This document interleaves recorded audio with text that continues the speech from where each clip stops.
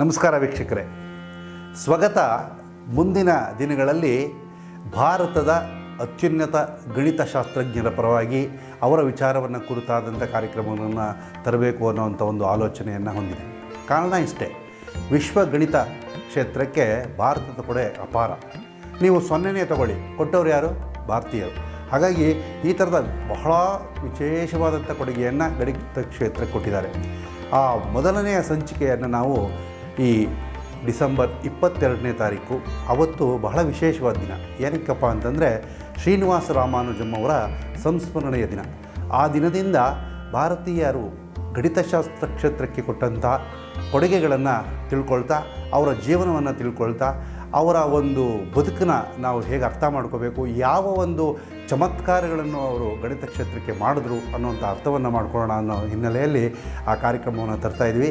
ಈ ಕಾರ್ಯಕ್ರಮವನ್ನು ನಮಗೋಸ್ಕರ ನಡೆಸ್ಕೊಡ್ತಾ ಇರ್ತಕ್ಕಂಥವ್ರು ಶ್ರೀಯುತ BN ರಮೇಶ್ ಕುಮಾರ್ ಅವರು ಮುಂದಿನ ದಿನಗಳಲ್ಲಿ 22 ನಂತರ ಪ್ರತಿ ತಿಂಗಳಿಗೆ ಒಂದು ಕಾರ್ಯಕ್ರಮದ ಥರ ಭಾರತದ ಗಣಿತಶಾಸ್ತ್ರಜ್ಞರನ್ನು ಕುರಿತಾದಂಥ ವಿಚಾರಗಳನ್ನು ತಿಳಿಸ್ಕೊಡ್ತಾರೆ. ಅವರ ಕೊಡುಗೆ ಗಣಿತ ಕ್ಷೇತ್ರಕ್ಕೆ ಮತ್ತು ಅವರ ಬದುಕು, ಅವರ ಜೀವನ, ಈ ವಿಚಾರಗಳನ್ನು ತಿಳ್ಕೊಳ್ಳೋಣ.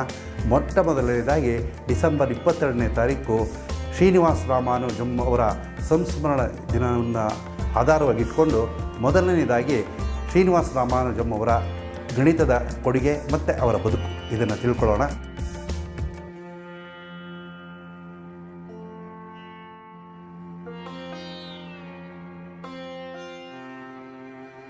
ಇಂದು ಡಿಸೆಂಬರ್ 22. ಈ ದಿನ ಭಾರತದ ಇತಿಹಾಸದಲ್ಲಿ ಅತ್ಯಂತ ಪ್ರಮುಖವಾದ ದಿನ.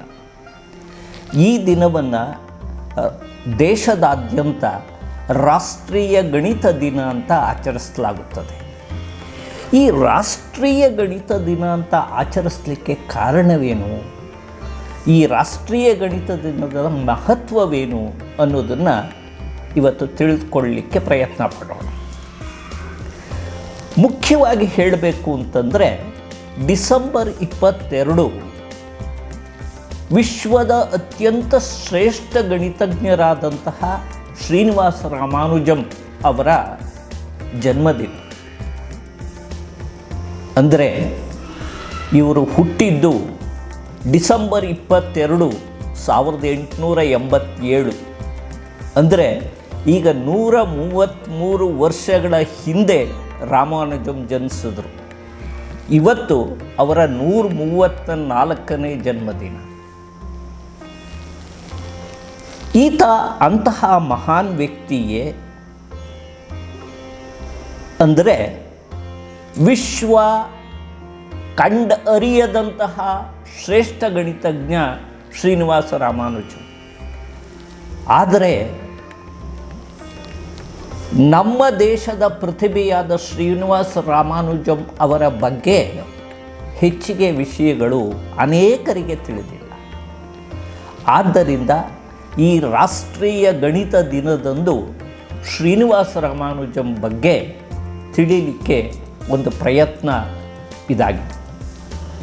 ಇದನ್ನು ನಾವು 2 ಭಾಗ ಮಾಡಿಕೊಂಡಿದ್ದೀವಿ. ಮೊದಲನೇ ಭಾಗದಲ್ಲಿ ಶ್ರೀನಿವಾಸ ರಾಮಾನುಜಂ ಜನನದಿಂದ ಶುರುವಾಗಿ ಅವರ ವಿದ್ಯಾಭ್ಯಾಸ ಹಾಗೂ ಭಾರತದಲ್ಲಿ ಅವರ ಪ್ರತಿಭೆ ಹೇಗೆ ಬೆಳಕಿಗೆ ಬಂದಿತು ಅನ್ನೋದು ಒಂದು ಭಾಗ. 2ನೇ ಭಾಗದಲ್ಲಿ ಅವರು ಇಂಗ್ಲೆಂಡ್ನ ಕೇಂಬ್ರಿಡ್ಜ್ ಯೂನಿವರ್ಸಿಟಿಗೆ ಹೋಗ್ತಾರೆ. ಅಲ್ಲಿ ವಿಶ್ವವಿಖ್ಯಾತರಾಗ್ತಾರೆ. ಆ ಪರದೇಶದಲ್ಲಿ ಹೋಗಿ ಶ್ರೀನಿವಾಸ ರಾಮಾನುಜಂ ಭಾರತೀಯರು ಗಣಿತದಲ್ಲಿ ಎಷ್ಟು ತಿಳುವಳಿಕೆಯನ್ನು ಹೊಂದಿದ್ದರು, ಎಷ್ಟು ಜ್ಞಾನಿಗಳು ಅನ್ನುವುದನ್ನು ಪ್ರತಿಬಿಂಬಿಸ್ತಾರೆ. ಆ ಭಾಗವನ್ನು ಈ ಮಾಲಿಕೆಯ 2ನೇ ಭಾಗವಾಗಿ ನಾವು ತೆಗೆದುಕೊಳ್ಳೋಣ. ಮೊದಲಿಗೆ ನಾನು ಹೇಳಿದ ಹಾಗೆ ಶ್ರೀನಿವಾಸ ರಾಮಾನುಜಂ ಅವರ ಜನ್ಮ 1887ನೇ ಇಸ್ವಿ ಡಿಸೆಂಬರ್ 22ನೇ ತಾರೀಕು ಈರೋಡ್ನಲ್ಲಿ ಆಯಿತು. ಈಗ ತಮಿಳುನಾಡಿನ ಒಂದು ಪ್ರಾಂತ ಈರೋಡ್. ಈ ಈರೋಡ್ ಮುಖ್ಯವಾಗಿ ಹೇಳಬೇಕು ಅಂದರೆ ರಾಮಾನುಜಂ ಅವರ ತಾಯಿಯ ತವರು ಮನೆ. ಅಲ್ಲಿ ಅವರು ಹೆರಿಗೆಗೆ ಹೋಗಿ ಶ್ರೀನಿವಾಸ ರಾಮಾನುಜಂ ಈ ರೋಡ್ನಲ್ಲಿ ಜನಿಸ್ತಾರೆ.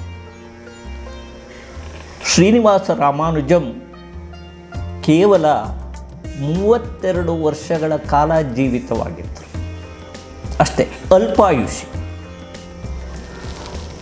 ಆದರೂ ಸಹ ಈ 32 ವರ್ಷಗಳಲ್ಲಿ ವಿಶ್ವ ಕಂಡರಿಯದ ಗಣಿತದ ಸಾಧನೆಯನ್ನು ಇವರು ಮಾಡಿದ್ದಾರೆ ಅಂತ ಹೇಳಲಿಕ್ಕೆ ನಾನು ಇಷ್ಟಪಡ್ತೀನಿ.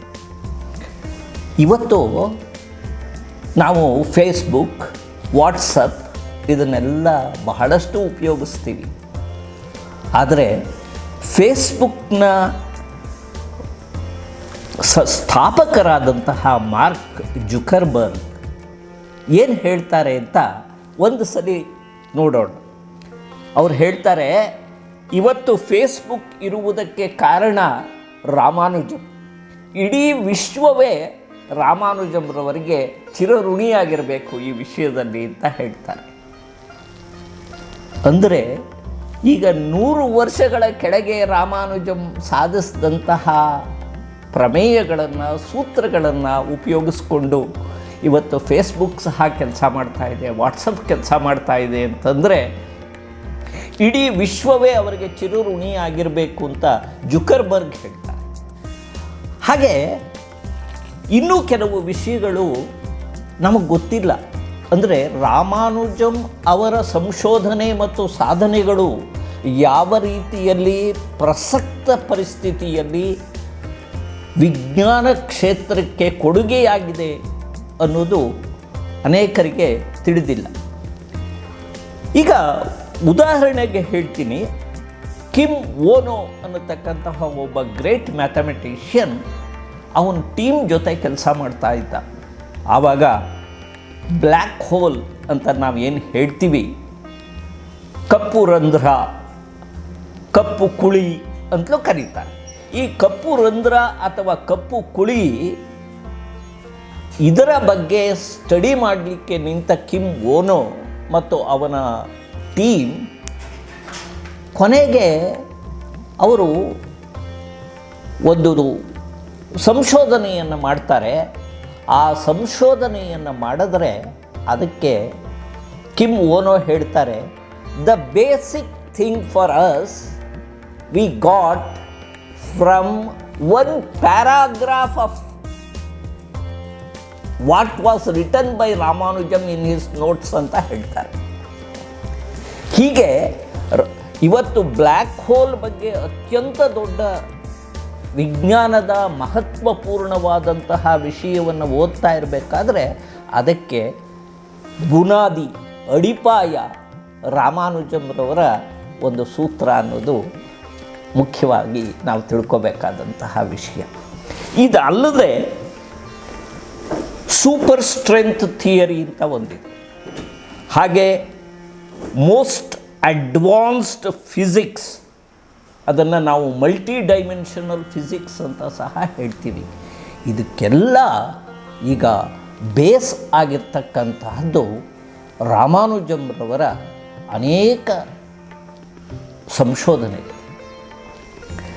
ಇದಲ್ಲದೆ ಭೂತ ಮತ್ತು ಭವಿಷ್ಯತ್ ಕಾಲಕ್ಕೆ ನಾವು ಹೋಗಬಹುದು ಅಂತ, ಅದನ್ನು ಟೈಮ್ ಮೆಷಿನ್ ಅನ್ನತಕ್ಕಂತಹ ಒಂದು ಪುಸ್ತಕವನ್ನು ನೀವು ಓದಿರಬಹುದು. ಅದೇ ಇದನ್ನು ಟೈಮ್ ಟ್ರಾವೆಲ್ ಅಂತ ಹೇಳ್ತೀವಿ. ಅಂದರೆ ನಮ್ಮ ಪೂರ್ವ ಕಾಲಕ್ಕೂ ಹೋಗ್ಬೋದು, ಭವಿಷ್ಯತ್ ಕಾಲಕ್ಕೂ ಹೋಗ್ಬೋದು ಅಂತ. ಇದರ ಬಗ್ಗೆ ನಮ್ಮ ಭಾರತೀಯ ಸನಾತನ ವಿಷಯಗಳನ್ನು ತೆಗೆದುಕೊಂಡಾಗ ಅದರಲ್ಲೂ ಅನೇಕ ವಿಷಯಗಳಲ್ಲಿ ಈ ಥರ ಭಾಳ ಹಿಂದಕ್ಕೆ ಹೋದ್ದು ಅಥವಾ ಮುಂದಿನ ಭವಿಷ್ಯತ್ ಕಾಲಕ್ಕೆ ಹೋದಂತಹ ಸನ್ನಿವೇಶಗಳ ಕಥೆಗಳನ್ನು ನಾವು ಕೇಳಿದ್ದೀವಿ.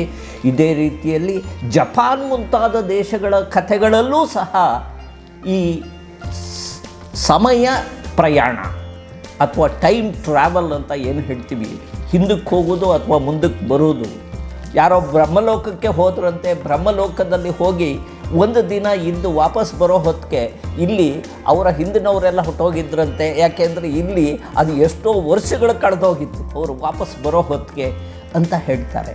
ಇಂತಹ ಟೈಮ್ ಟ್ರಾವೆಲ್ ಬಗ್ಗೆ ನಡೀತಾ ಇರತಕ್ಕಂತಹ ಹೊಸ ಸಂಶೋಧನೆಗಳು, ಅನ್ವೇಷಣೆಗಳಿಗೆ ರಾಮಾನುಜಂರವರು ಕೊಟ್ಟಿರ್ತಕ್ಕಂತಹ ಸೂತ್ರಗಳು ಸಹಕಾರಿಯಾಗ್ತಾ ಇದೆ ಅಂತ ಹೇಳಲಿಕ್ಕೆ ಇಷ್ಟಪಡ್ತೀನಿ.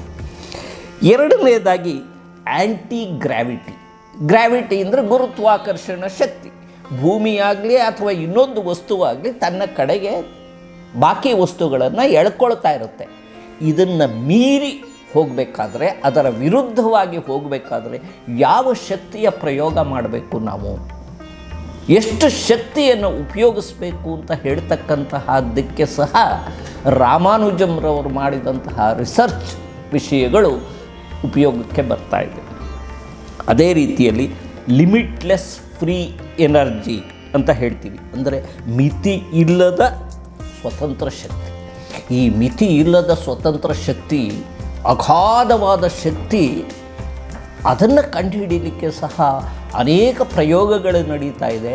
ಇದೆಲ್ಲದಕ್ಕೂ ಸಹ the notes which was prepared by Ramanujam is giving A thrust.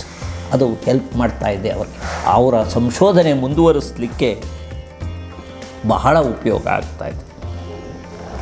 ಅಂದರೆ ಭವಿಷ್ಯತ್ತಿನ ತಾಂತ್ರಿಕತೆಯ ಬೆಳವಣಿಗೆ ರಾಮಾನುಜಂರವರ ಸಂಶೋಧನೆಗಳ ಮೇಲೆ ನಿಂತಿದೆ ಅಂತ ಹೇಳಬೇಕಾದ್ರೆ ಎಂತಹ ಶ್ರೇಷ್ಠ ಗಣಿತಜ್ಞರಾಗಿದ್ದರು ರಾಮಾನುಜಂ ಅನ್ನೋದು ಗೊತ್ತಾಗುತ್ತೆ.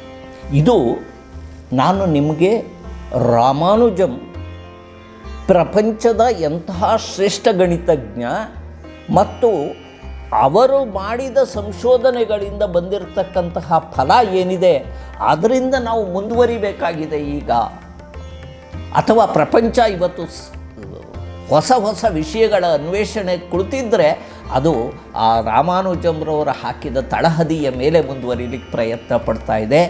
ಅದೇ ಅವರಿಗೆ ಮಾರ್ಗದರ್ಶಕವಾಗಿದೆ ಅಂತ ಹೇಳಲಿಕ್ಕೆ ಇಷ್ಟಪಡ್ತೀನಿ. ಈಗ ನಾವು ರಾಮಾನುಜಂರವರ ಜೀವನದ ಬಗ್ಗೆ ತಿಳ್ಕೊಳ್ಳೋರು.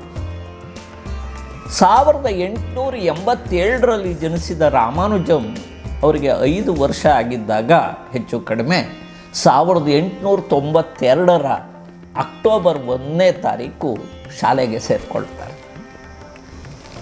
ಇದಕ್ಕಿಂತ ಮುಂಚೆ ಕೆಲವು ಘಟನೆಗಳಾಗುತ್ತೆ ಅವರ ಜೀವನದಲ್ಲಿ. ಏನು ಅಂದರೆ, ಅವರ ತಾಯಿಗೆ ಇವರ ನಂತರ ಹುಟ್ಟಿದ 3 ಮಕ್ಕಳು ಸಹ ಉಳಿಯೋಲ್ಲ, ಎಲ್ಲ ಸತ್ತು ಹೋಗುತ್ತವೆ. ಇನ್ಫ್ಯಾನ್ಸಿನಲ್ಲೇ ಡೆತ್ ಅಂದರೆ ಚಿಕ್ಕ ವಯಸ್ಸಿನಲ್ಲೇ ಮಕ್ಕಳುಗಳನ್ನು ಕಳ್ಕೊಂಡ್ಬಿಡ್ತಾರೆ. ಆದ್ದರಿಂದ ಉಳಿದ ಮಗು ರಾಮಾನುಜಂ ಮಾತ್ರ ಅವ್ರ ಮನೆಯಲ್ಲಿ. ಅದರ ಜೊತೆಗೆ ರಾಮಾನುಜಂ ಕೇವಲ 2 ವರ್ಷದವರಾಗಿದ್ದಾಗ ಸಿಡುಬು ರೋಗ ಕಾಣಿಸ್ಕೊಳ್ಳುತ್ತೆ ಆ ಪ್ರದೇಶದಲ್ಲಿ. ಆವಾಗ ತಂಜಾವೂರಿನಲ್ಲಿ, ಅಂದರೆ 1889ನಲ್ಲಿ ತಂಜಾವೂರು ಡಿಸ್ಟ್ರಿಕ್ಟ್ನಲ್ಲಿ ಸಿಡುಬು ರೋಗದಿಂದ ಸತ್ತವರ ಸಂಖ್ಯೆ 4000. ಇಂತಹ ಸಮಯದಲ್ಲಿ ರಾಮಾನುಜಂಗೆ ಸಹ ಸಿಡುಬಾಗುತ್ತೆ 2 ವರ್ಷದ ಮಗುವಿಗೆ. ಆದರೆ ದೇವರ ಕೃಪೆ ಅಂತ ಹೇಳ್ತಾರೆ ರಾಮಾನುಜಂ ಹಾಗೂ ಅವರ ತಾಯಿ. ಈ ಮಗು ಆ ಸಿಡುಬು ರೋಗದಿಂದ ಉಳ್ಕೊಳ್ಳುತ್ತೆ. ಆದ್ದರಿಂದ ಆ ಭಗವಂತನ ಕೃಪೆಯಿಂದಲೇ ಜನಿಸಿ ಉಳಿದಂತಹ ವ್ಯಕ್ತಿ ರಾಮಾನುಜಂ ಅಂತಕ್ಕಂತಹ ನಂಬಿಕೆ ಮೊದಲಿನಿಂದಲೂ ಬೆಳೆದು ಬಂದಿದೆ. ಇವರು ಹುಟ್ಟುತ್ತಾನೆ ಚೈಲ್ಡ್ ಪ್ರಾಡಿಜಿ ಅಂತ ಹೇಳ್ತಾರಲ್ಲ, ಅತ್ಯಂತ ಪ್ರತಿಭಾನ್ವಿತ ಮಗು ಇದು. ಇವರು ಮೊದಲು ಈರೋಡ್ನಲ್ಲೇ ಶಾಲೆಗೆ ಸೇರ್ಕೋತಾರೆ. ಅನಂತರ ಇವರ ತಂದೆ ಕುಂಭಕೋಣಂನಲ್ಲಿ ಕೆಲಸ ಮಾಡ್ತಾ ಇರ್ತಾರೆ. ಈ ಕುಂಭಕೋಣಂನಲ್ಲಿ ಕೆಲಸ ಮಾಡ್ತಾ ಇರಬೇಕಾದ್ರೆ ಶ್ರೀನಿವಾಸ ರಾಮಾನುಜಂ ಅವರ ವಿದ್ಯಾಭ್ಯಾಸಕ್ಕೋಸ್ಕರ ಕುಂಭಕೋಣಂಗೆ ಬರಬೇಕಾಗುತ್ತೆ. ಈ ಕುಂಭಕೋಣಂಗೆ ಬಂದಾಗ ಇವರ ತಂದೆ ತಾಯಿ ಇಬ್ಬರು ಅಲ್ಲೇ ವಾಸ ಇರ್ತಾರೆ. ಆದರೆ ತಂದೆ ಹೆಚ್ಚಿನ ಸಮಯವನ್ನು ಅವರು ತಮ್ಮ ಕೆಲಸ ಕಾರ್ಯಗಳಲ್ಲೇ ಇರ್ತಾರೆ.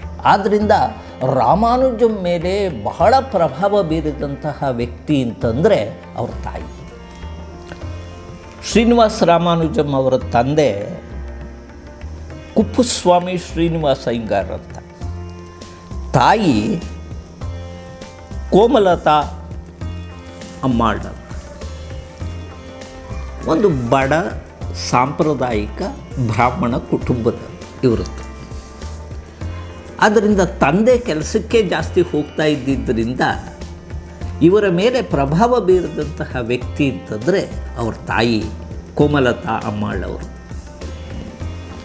ಚಿಕ್ಕ ವಯಸ್ಸಿನಿಂದ ದೇವರು, ಪೂಜೆ ಪುನಸ್ಕಾರ ಹಾಗೂ ವೇದಾಧ್ಯಯನ ಇವುಗಳ ಬಗ್ಗೆ ತಾಯಿಯಿಂದ ಪರಿಣತಿಯನ್ನು ಪಡೆದಂತಹ ಶ್ರೀನಿವಾಸ ರಾಮಾನುಜಂ ಅನ್ನ ಆಹಾರಗಳಲ್ಲೂ ಸಹ ಬ್ರಾಹ್ಮಣ ಪದ್ಧತಿಯಂತೆ ಶುದ್ಧ ಶಾಕಾಹಾರಿ, ವೆಜಿಟೇರಿಯನ್, ಪ್ಯೂರ್ ವೆಜಿಟೇರಿಯನ್. ಅವ್ರಿಗೆ ಅದನ್ನು ಬಿಟ್ಟು ಇನ್ನೇನು ತಿಂತಾ ಇರಲಿಲ್ಲ. ಯಾವಾಗಲೂ ಮನೆಯಲ್ಲಿ ಯಾವುದನ್ನು ಮಾಡ್ತಾ ಇದ್ರೋ ಅನ್ನ ಸಾರು ಇವುಗಳನ್ನೇ ತಿನ್ಕೊಂಡು ಬದುಕದಂತಹ ವ್ಯಕ್ತಿ. ಜೊತೆಗೆ ಬಡ ಬ್ರಾಹ್ಮಣ ಕುಟುಂಬ ಅಂತ ಹೇಳಿದೆ ನಾನು. ಆದ್ದರಿಂದ ಕೆಲವು ಸಲ ಮನೆಯಲ್ಲಿ ತಿನ್ನಲಿಕ್ಕೆ ಅನ್ನಕ್ಕೂ ಬಹಳ ಕಷ್ಟ ಆಗ್ತಾಯಿತ್ತು.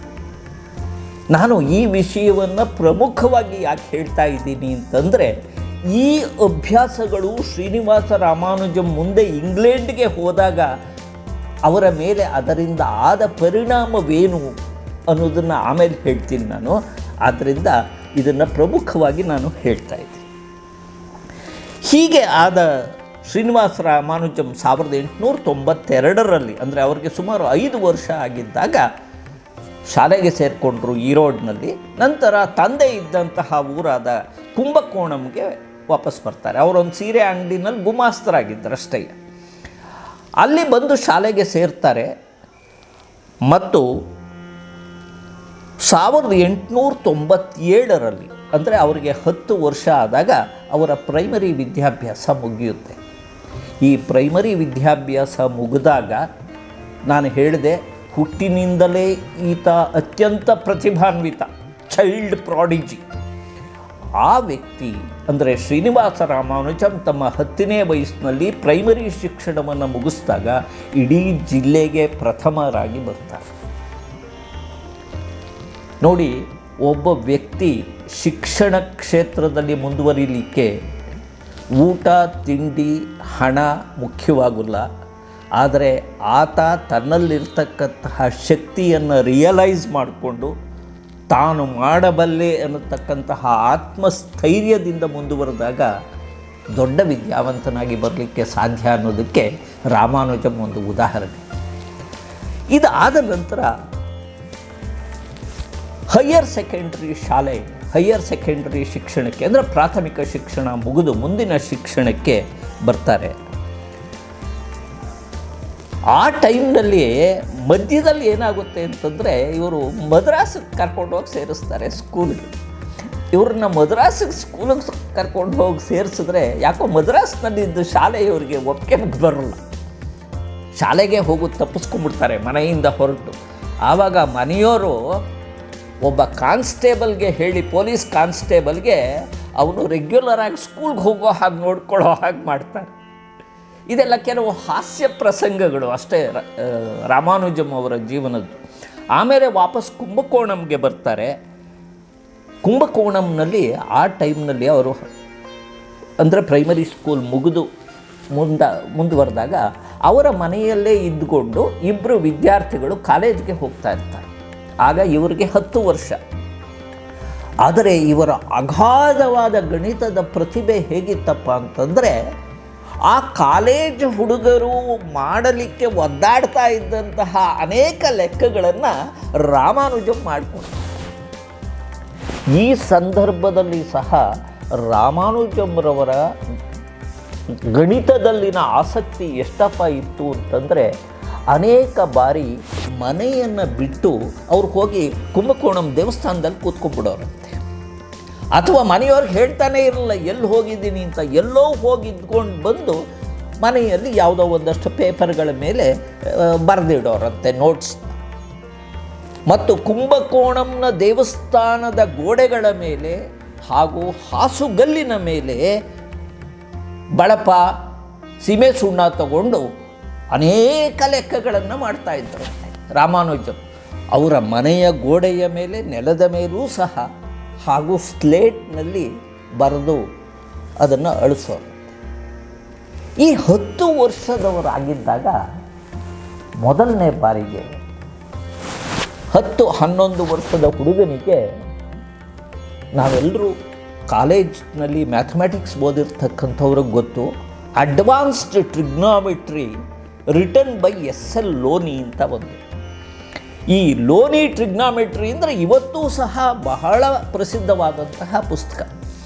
ಈ ಪುಸ್ತಕ ಹೇಗೋ ರಾಮಾನುಜಂ ಅವರ ಕೈ ಸೇರುತ್ತೆ.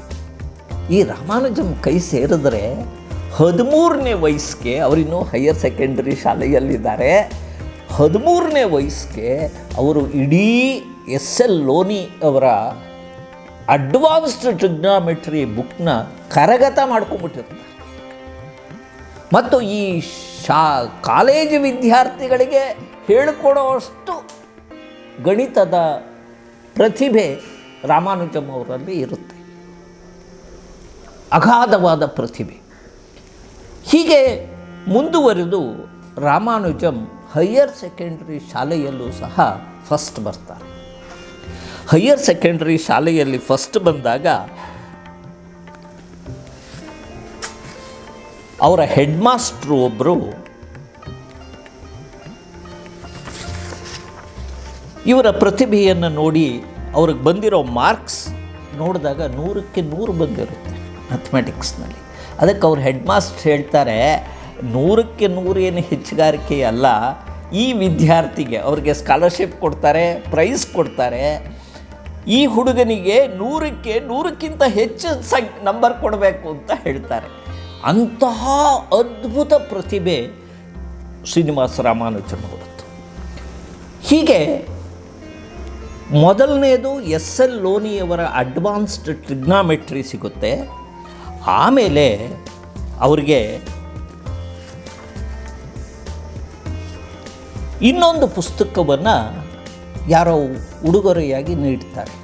ಆ ಪುಸ್ತಕದ ಹೆಸರು A synopsis of elementary results in pure and applied mathematics. A synopsis of elementary results in pure and applied mathematics.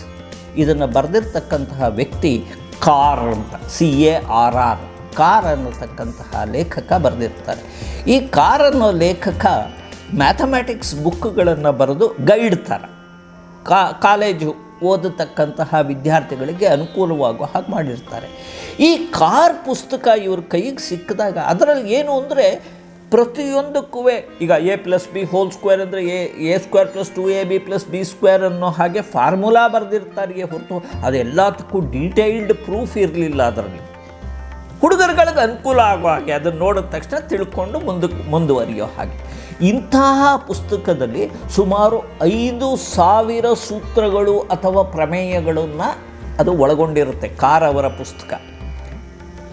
ಈ ಪುಸ್ತಕ ಸಿಕ್ಕಿದ ಮೇಲೆ ರಾಮಾನುಜಂ ಇದನ್ನು ಕಂಪ್ಲೀಟ್ ಓದಿ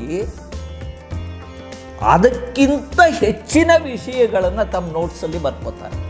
ಅಂದರೆ ಆ 5,000 ಫಾರ್ಮುಲಾಸ್ ಅಥವಾ ಪ್ರಮೇಯಗಳು, ಥಿಯರಮ್ಸ್ ಏನಿತ್ತು, ಅದಲ್ಲದೆ ಇವರಿಗೆ ಹೊಳೆದ ಅನೇಕ ವಿಷಯಗಳನ್ನು ಬರೀತಾರೆ. ಪ್ರಾಬಬಲಿ ನನಗನ್ಸುತ್ತೆ ಈ 2 ಪುಸ್ತಕ, ಲೋನಿಯವರ ಅಡ್ವಾನ್ಸ್ ಟ್ರಿಗ್ನಾಮೆಟ್ರಿ ಮತ್ತು ಈ ಕಾರವರ ಪುಸ್ತಕ, ಇವೆರಡು ಪುಸ್ತಕಗಳು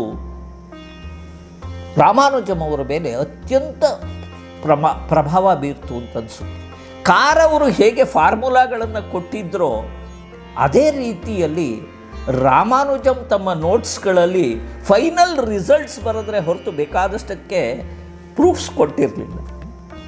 ಇನ್ನೊಂದು ಕಾರಣ ಅಂದರೆ ತಿನ್ನೋಕ್ಕೆ ಅನ್ನಕ್ಕೆ ಗತಿ ಇಲ್ಲದೆ ಇದ್ದ ರಾಮಾನುಜಂಗೆ ಪೇಪರ್ ತೊಗೊಂಡು ಬರೆದಿಟ್ಕೊಳ್ಳೋದು ಕಷ್ಟ ಆಗ್ತಾಯಿತ್ತು. ಪೇಪರ್ ಸಹ ಇರಲಿಲ್ಲ ಬರೆಯೋಕ್ಕೆ. ಅದಕ್ಕೆ ಯಾವ್ಯಾವುದೋ ಪೇಪರ್ಗಳಲ್ಲಿ ಬರೆದಿಟ್ಕೊಂಡು ಬರೆದರು. ಅವರು ಜೀವನದ ಕೊನೆಗೆ ಕೊಟ್ಟಂತಹ ಒಟ್ಟು ಸೂತ್ರಗಳ ಸಂಖ್ಯೆ 3,900 ಸೂತ್ರಗಳು, or theorems, whatever you call theorems or formulas were given. ಇದರಲ್ಲಿ ಬೇಕಾದಷ್ಟಕ್ಕೆ ಪ್ರೂಫ್ಗಳು ಇರಲಿಲ್ಲ. ಪಾಸಿಬಲಿ ಅವರು ಗೋಡೆ ಮೇಲೋ ಯಾತ್ರ ಮೇಲೋ ಮಾಡಿ he has arrived at the results and written only the final version in his notes. ಈ ರಾಮಾನುಜಂ ನೋಟ್ಬುಕ್ಸ್ ಇವತ್ತೂ ಸಹ ಇದೆ ಮತ್ತು ಆ notebooks are treasure of mathematical knowledge.